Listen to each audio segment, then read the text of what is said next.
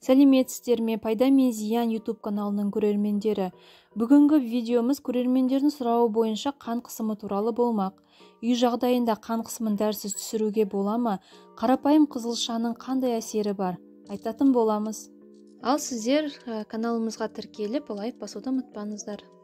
Денсаулығы өте жақсы адам организміндегі тұрақты қан қысым мөлшері 30 жасқа дейін 120-да 70, 45-50-60 жаста 130-да 70 немесе 140-та 90 болуы керек. Егер 180-200-ден асып кетсе, өте қауіпті болып саналады. Бір ескере кететін жағдай, қан қысымыңыз қатты көтерілсе, жедел жәрдем шақырып, дәрі қолданғаныңыз жөн. Ал біздің айтатын қарапайым әдістерімізді қолданып, оған дейінгі жағдайдың алдын алыңыз. Сонымен ең бірінші қарапайым әдісіміз ол таза ауада жаяу серуендеу.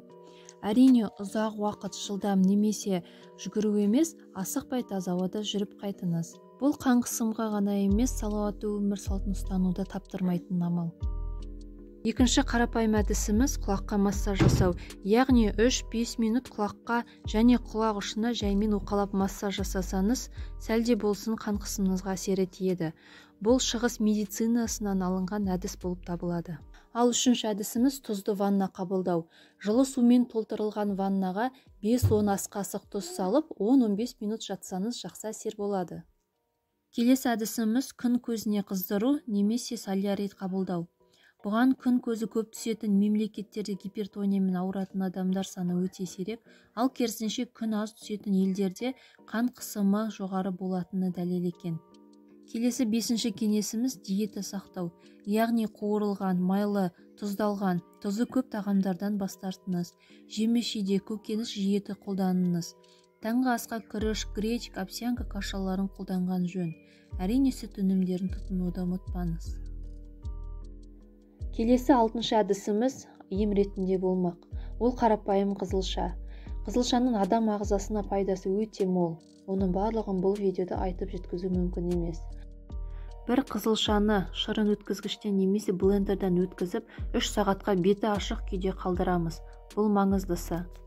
3 сағат өткеннен кейін таза шырынды ғана келесі ыдысқа құйып аламыз. Яғни түбіндегі тұнбасын қолданбаймыз. Бұл шырынды аз-аз мөлшерден бастап қабылдай бастайсыз. Мысалы, 1 қасық қызылша шырыны болса, 3 қасық сәбіз шырынымен қосып қабылдаған жақсы. Сәбіз бен қызылша шырындарының қосындысы денсаулығыңызға өте пайдалы болары сөзсіз. Бірінші күні 1 қасық қызылша шырыны мен 3 қасық сәбіз шырынын қосып, тамаққа дейін 30 минут бұрын ішеміз. Яғни күніне 2-3 реттен қабылдауға болады. Екінші күні 2 қасық қызылша шырыны мен 6 қасық сәбіз шырынын қолданасыз. Үшінші күні 3 қасыққа көбейтесіз. Тек 1 тәуліктік қызылша шырын көлемі 100 мг-нан аспауы керек. 2 апта тұрақты қолданып, 2 апта үзіліс жасап, қайтадан 2 апта ішсеңіз, сонда әсері болады. Егер сізде асқазан жаралары, бүйрегіңізде ақау болса, 12 ел ішек ауруы немесе диабет болса, ем ретінде қолдануға болмайды. Күнделікті тамақ рационында болса жеткілікті. Бүгінгі ақпараттарымыз пайдалы болды деп ойлаймын. Видеоны жақындарыңызбен бөлісіп қойыңыз. Оларға да пайдасы тиер. Ауырмайтын жол іздейік. Сау болыңыздар. Келесі видеоларымызда қандай ақпарат тыңдағыңыз келетінін комментарийға жаза кетіңіз.